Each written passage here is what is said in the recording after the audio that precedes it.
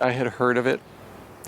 It's something that happens to other people until it happens to you. Didn't quite understand what was going on, and I started feeling fatigue, just like fluey, and just the worst headache. My whole body hurt.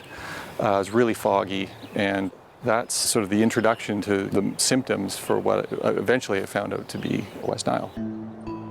West Nile is a viral disease, mosquito-borne disease that tends to cause a summer flu-like symptoms.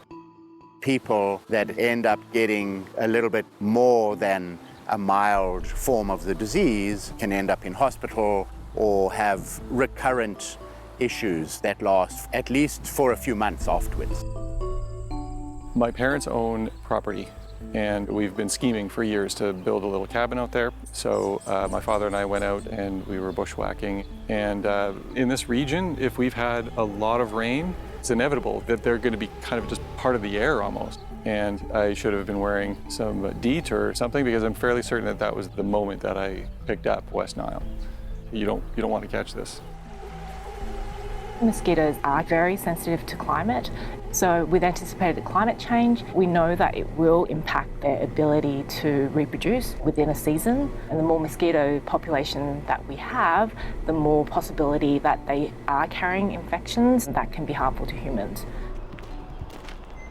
With climate change, there are other species that are nearby but haven't established, and they may adapt to our ecosystem here, and then they potentially will transmit disease.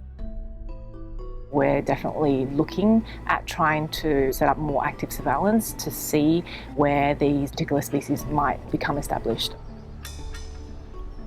We trap mosquitoes, then the mosquitoes are brought into the lab, and then the species are tested to see whether they carry any viral load.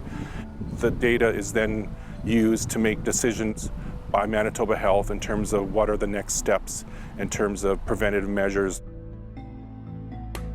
For mosquito-borne diseases, the environment for those mosquitoes needs to be controlled. So we always talk about reducing standing water, making sure that they have the appropriate clothing on. So light-colored clothing is generally better than dark-colored clothing. Or at least are using a good bug spray that does have DEET in it. At the end of the day, it's the same message: don't get bit. Having a young family, I'm a little more aware of my own health. I wouldn't be so cavalier these days. I still feel like I'm fortunate because I've recovered, but it has changed my behavior. We're finite in a very, complex world.